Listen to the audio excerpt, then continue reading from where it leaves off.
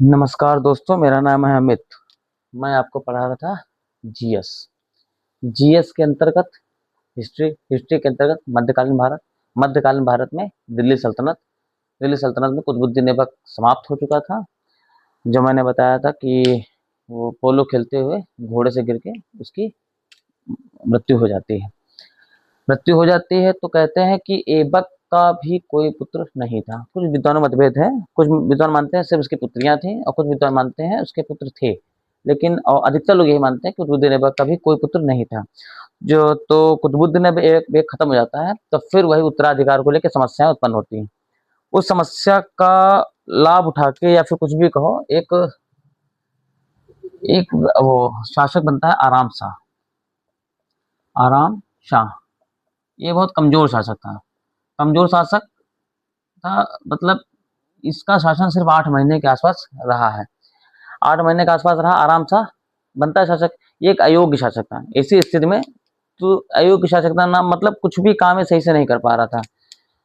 तो अमीर जो तुर्क थे, जो उस समय राजा या फिर शासक बनाने में महत्वपूर्ण भूमिका निभाते थे, तो उन्होंने उस समय बदायूं का इक़्तिदार था इल्तुतमिश। बदायूं का इक़्तिदार था, कहाँ का? बदायूं का।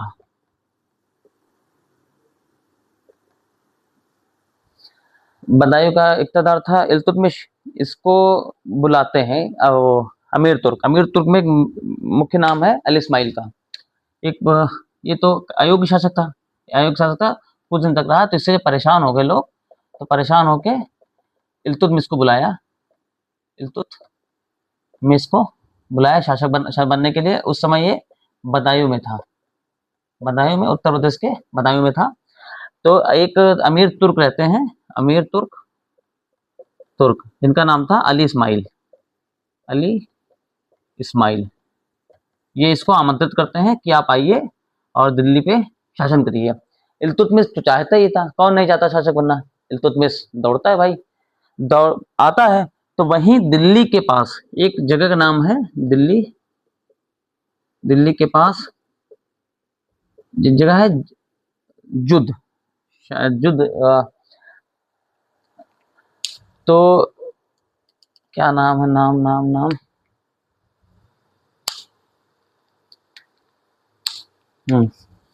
दिल्ली के पास जगह का नाम है जड़। हाँ, जड़। दिल्ली के पास जड़ नामक जगह पे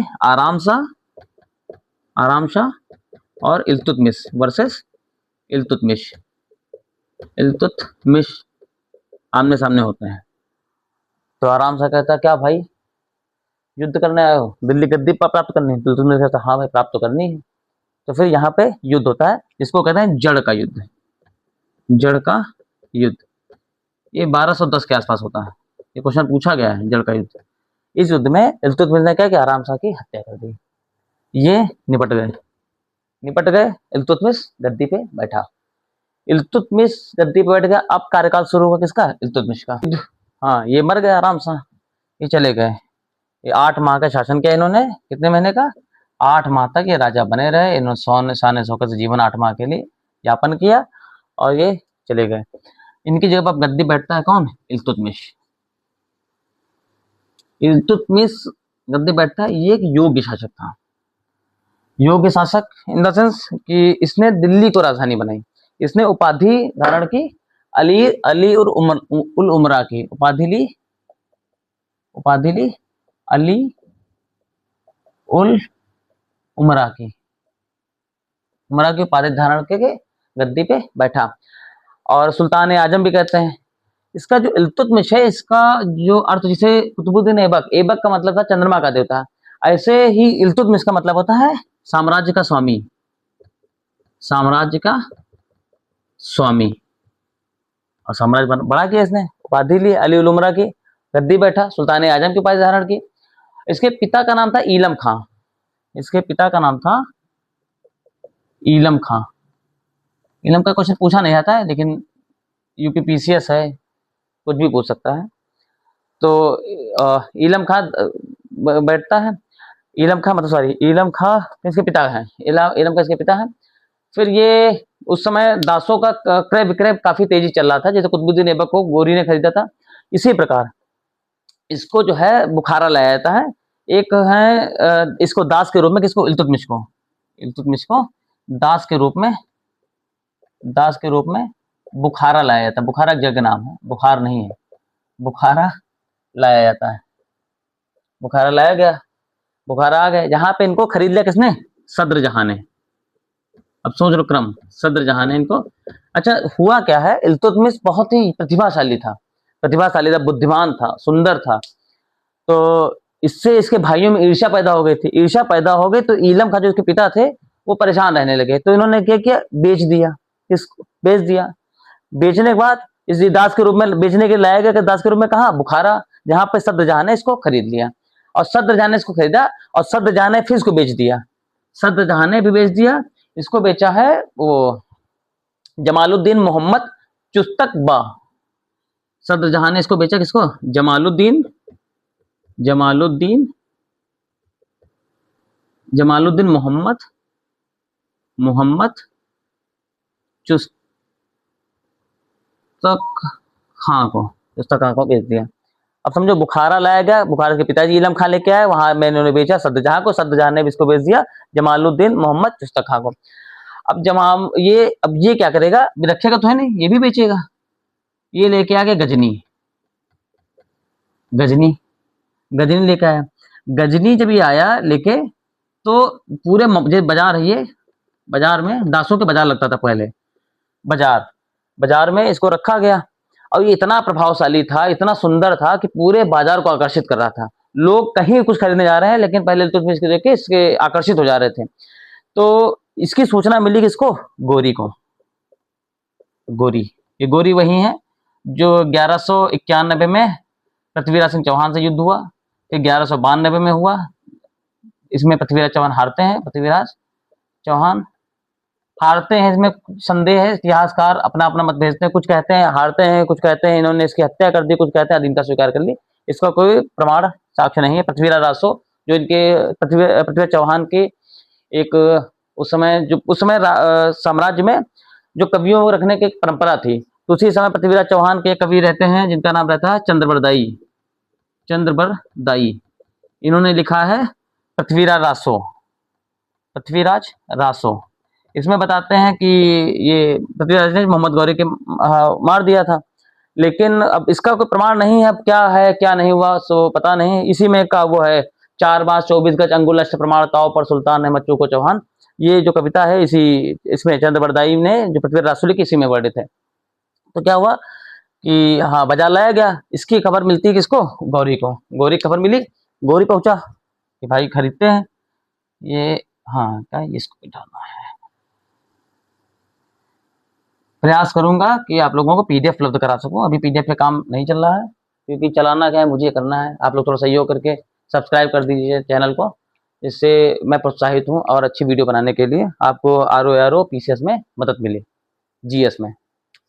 तो बाजार लाया, मोहम्मद गौरी पहुंचा। मोहम्मद गौरी ने इसको किसको, जमालुद्दीन मुस्तफ मोहम्मद चुस्तक खां को 1000 स्वर्ण मुद्राएं, कितने, 1000 स्वर्ण मुद्राएं देने की पेशकश रखी।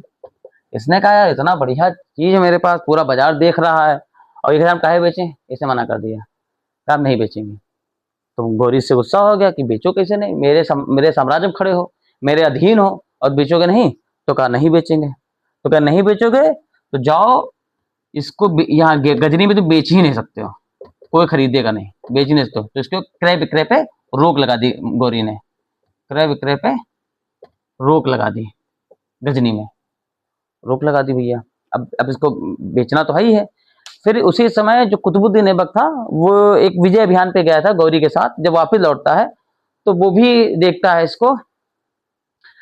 और अच्छा हाँ, गौरी स्वयं नहीं गया था, ये जो 1000 स्वर्ण मुद्राएं इनको देने कहा था जमालुद्दीन मोहम्मद को, इसने भेजा था रूमी खां को।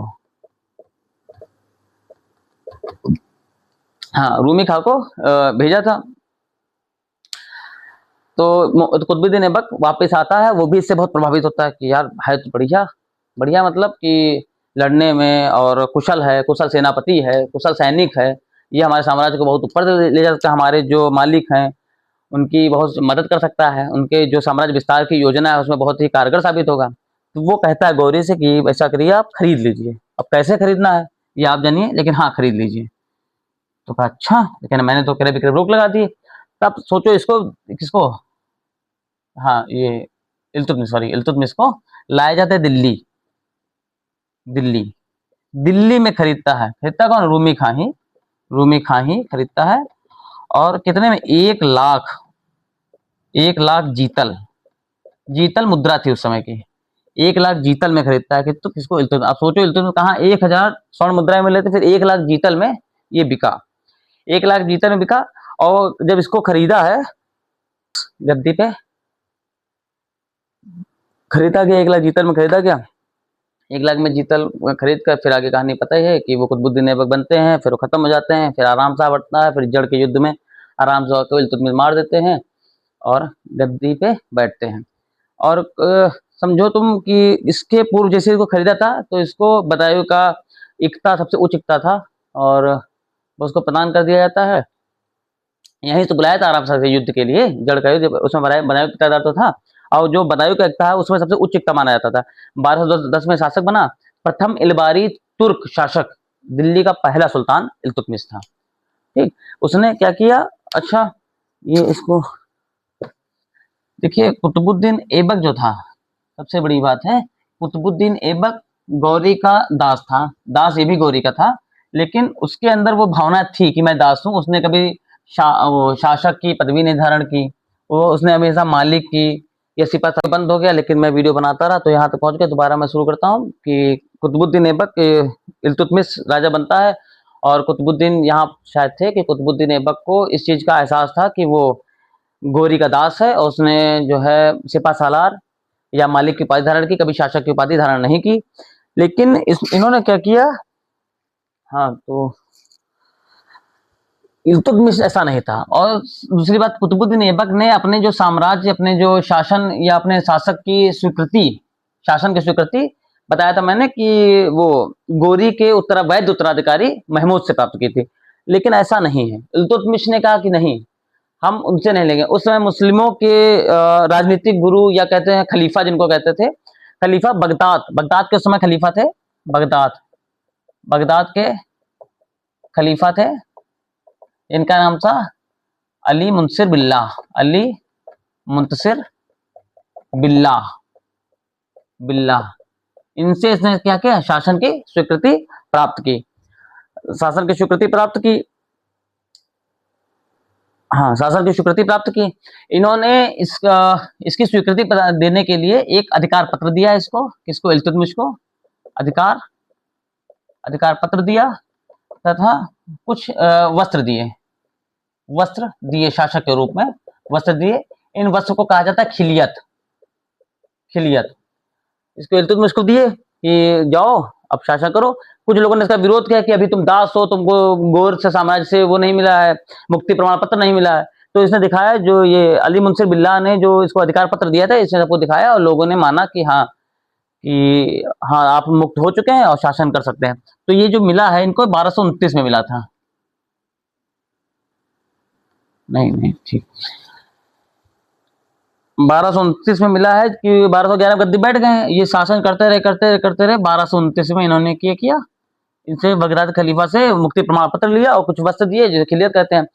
खिलियत कहते हैं ये पत्र जो ये प्राप्त हुआ है। अब यह आदमी पूछता है ये हम लोगों को कैसे पता? काफी लोग प्रश्न करते हैं कि जो हुआ कैसे पता। तो उस समय के लेखक थे जिनका नाम था वो मिनहाज ए सिराज। इनका वर्णन कल भी मिला था, मिनहाज ए सिराज। इनकी पुस्तक का नाम बहुत इंपॉर्टेंट है। इनकी, हाँ, तब इनकी पुस्तक का नाम तबकात नासिरी, तबकात ए नासिरी, बहुत इंपॉर्टेंट पुस्तक है तबकात ए नासिरी, सॉरी नासिरी। ये कई बार पूछा गया है कि पुस्तक किसकी? मिनहाज।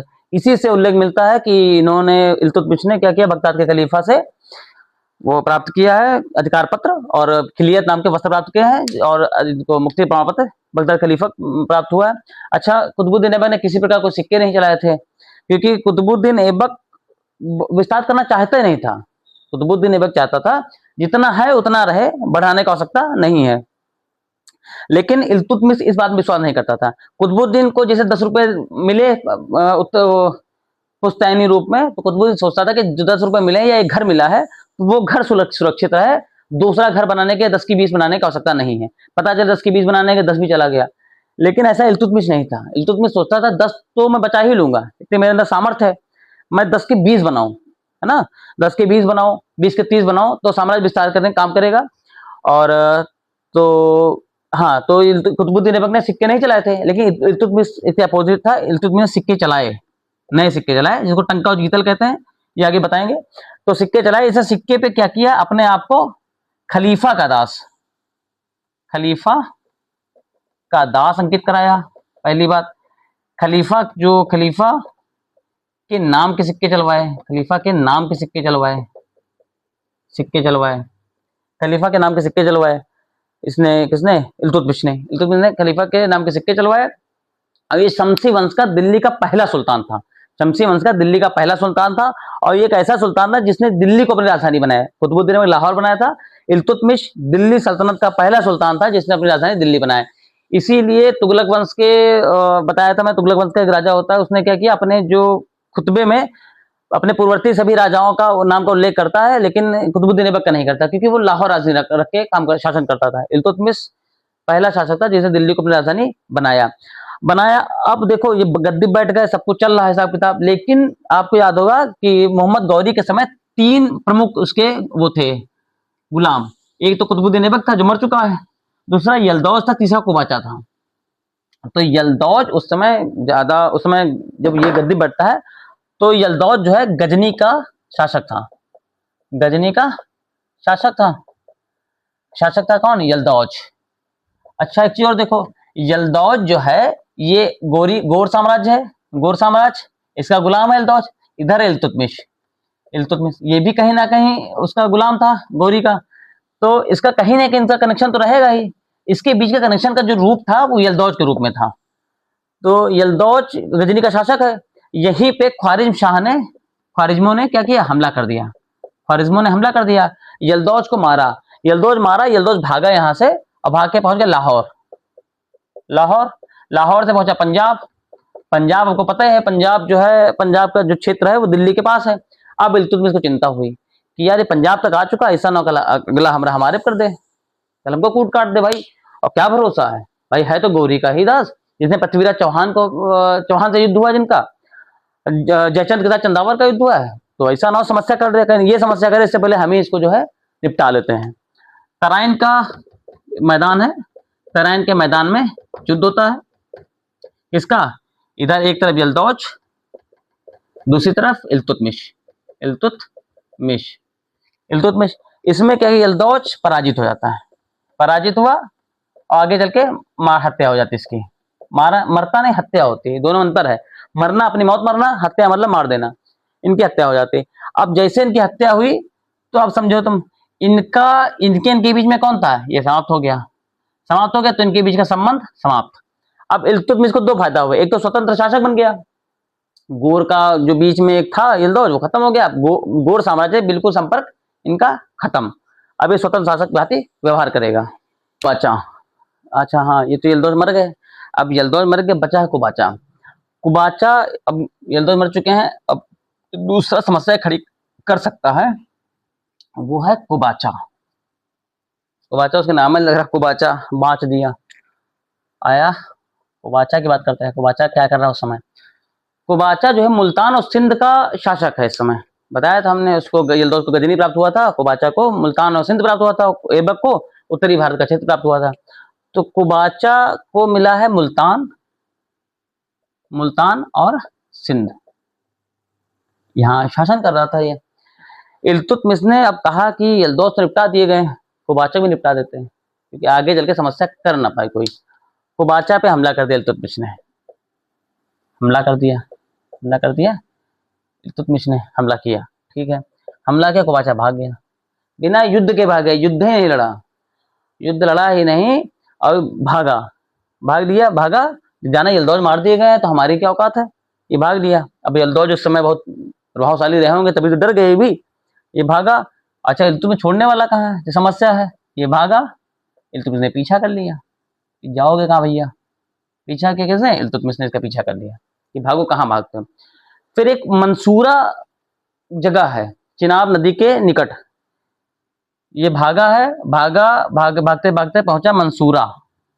मंसूरा ये चिनाब नदी किनारे पूछा गया क्वेश्चन है, चिनाब नदी के किनारे है, ये पहुंचा यहाँ पे मंसूरा। इल्तुतमिश ने पीछा किया और मंसूरा में पराजित किया इसको। पराजित हुआ कौन? कुबाचा पराजित हुआ। और पराजित मारा नहीं इल्तुतमिश ने, तो बाद मार नहीं। इसी समय क्या होता है, मतलब मंगोल नेता चंगेज खां, एक मांग बरनी थे, इनका पीछा करते करते, एक थे मांग बरनी, इनका पीछा करते करते कौन आ जाता है? चंगेज खां आ जाते हैं। ये मंगोल के हैं, मंगोल नेता चंगेज खां। ये मांग बरनी के जलालुद्दीन मांग बरनी पूरा नाम रहता है इनका, जलालुद्दीन ये जलालुद्दीन अकबर हुए हैं, ये जलालुद्दीन मांग बरनी है। जलालुद्दीन मांग बरनी का पीछा करते करते चंगेज खां आ जाता है भारत, मंगोल नेता है, ये भारत आ गया। अब इल्तुतमिश और इधर कुबाचा युद्ध चल रहा है, इधर ये भी आ गया। अब इल्तुतमिश थोड़ा सा शिथिल पड़ गया, क्योंकि ये बहुत ही आक्रमणकारी था, बहुत ही शक्तिशाली था। अब इल्तुतमिश कहते हैं कि आग और पानी के बीच फंस गया, कि अगर इनके पर हमला करता है तो ये चंगेज खां ये अगर तैयारी करता है युद्ध की, तो इनको लगेगा मेरे ऊपर हमला कर रहा है, क्योंकि मांग बरनी इनके शरण में आया था इल्तुतमिश की। इल्तुतमिश ने मना कर दिया कि मैं भाई, इसने कुछ जवाब ही नहीं दिया कि हम मदद करेंगे कि नहीं करेंगे, इसका जवाब इसने इल्तुतमिश ने दिया ही नहीं। अब जवाब दिया नहीं तो, अब जब जवाब ही नहीं दिया तो इससे इसको कोई खतरा ही नहीं है चंगेज खां से इल्तुतमिश को। तो कहते हैं कि पानी और आग के बीच में शासक जो ये है इल्तुतमिश फंस गए। फिर कुछ दिन बाद ये वापस चला जाता है। जब ये वापस चला गया और फिर इसने क्या किया, दोबारा कुबाचा फिर हमला किया, दोबारा कुबाचा पे फिर हमला किया। अब ये भक्कर के, ये एक तो यहाँ छूट गया, यहाँ से कुबाचा भाग फिर निकल गया। फिर दोबारा जब हमला हुआ है तब ये जाके भक्कर के किले में शरण ली, भक्कर के किले में शरण ली। यहाँ पे भी इसने हमला कर दिया। आखिरी विवश होके इसने क्या किया, अपने पुत्र जो इसका था बहराम शाह, बहराम मान लो, बहराम बकर किले में रुका। फिर क्या किया, जब इसने अपने पुत्र बहराम को भेज दिया किसके, इल्तुतमिश के, जाइए इनसे कहिए कि भैया हम आपके शरण में हैं, हमको माफ करो। इल्तुतमिश जान रहा था कि आज हम माफ कर दिए, कल फिर तुम दिक्कत करोगे, है ना। तो उसने कहा कि नहीं, वो गलती हम नहीं करेंगे जो प्राचीन काल में इतिहासकार ने किया है, हमारे पूर्ववर्ती साम्राज्य शासकों ने, मैं वो गलती नहीं करूंगा। इसने क्या किया, बहराम को ही बंदी बना लिया कि जाओ अब तुमको जो है, तुमको ही नहीं छोड़ेंगे, अब तो तुम्हारे पिताजी आएंगे। ये इतना परेशान हो गया बेचारा, इतना परेशान हो गया कि सिंधु नदी में डूब कर आत्महत्या कर ली, अब दोनों इसके जो प्रतिद्वंदी हैं समाप्त हो चुके हैं। ठीक है, तो आप लोगों से निवेदन है कम से कम चैनल को सब्सक्राइब और लाइक करते रहें। अब इसने अपने साम्राज्य विस्तार के उसमें कुछ चीजें, जैसे बंगाल बिहार पे हमला किया। सबसे पहले उसने किया है बंगाल बिहार पे विजय की, बंगाल बिहार पे हमला किया, बिहार पर हमला कभी कर्म पूछ लिया। दोबारा किया रणथंभौर पे हमला किया, रणथंभौर पे हमला किया और हमला किया, ठीक है। और इसी के बाद इसको जो एक पुत्र रहता है, इसके पुत्र की मृत्यु हो जाती है।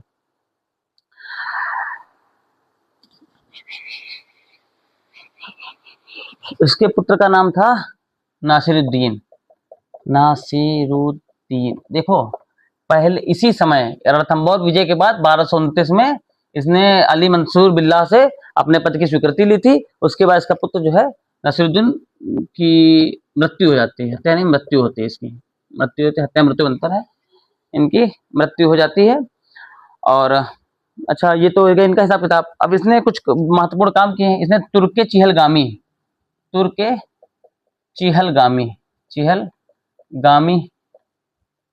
एक संगठन बनाया। इसमें ये जो संगठन था, ये 40 सरदारों का गुट था, 40 गुलाम सरदारों का गुट था, 40 गुलाम सरदारों का गुट था, सरदारों का गुट था, जो ताकतवर थे। और इसने दो चीजें और बनाई, इनका तुर्कदास और ताजिक। एक बनाया तुर्कदास, एक बनाया ताजिक। ताजिक, तुर्कदास तो जो तुर्कीदास थे उसमें ये थे तुर्कीदास, इसमें जो थे गैर तुर्कीदास थे, गैर तुर्कीदास थे। तुर्कदास में एक शब्द है जिसका नाम है ख्वाजा ताश। एक शब्द है ख्वाजा ताश। इसका मतलब होता है कि एक ही दास के गुलाम, मतलब एक ही दास के गुलाम, एक ही दास के गुलाम। ताजिक है, इसने इक्ता व्यवस्था प्रारंभ की। एक क्वेश्चन पूछा गया है, तुर्के चियलगामी किसने बनाया है, तुर्के चियलगामी का मतलब क्या है, ख्वाजा ताश क्या होता है ना, इक्ता क्या है। इक्ता व्यवस्था भारत में, इक्ता व्यवस्था भारत में सुचारू रूप से इल्तुतमिश चला है। इसका मतलब भूमि भूमि भूमि व्यवस्था संबंधित था, जैसे हमारे अब जमींदार व्यवस्था, जमींदारी व्यवस्था, इसे इक्ता व्यवस्था इल्तुतमिश लेके आया था भारत में। तो आज यहीं तक रखते हैं, अगला वीडियो कल मिलेगा। तो हाथ जोड़ के निवेदन है कि आप लोग चैनल को सब्सक्राइब और लाइक जरूर करें।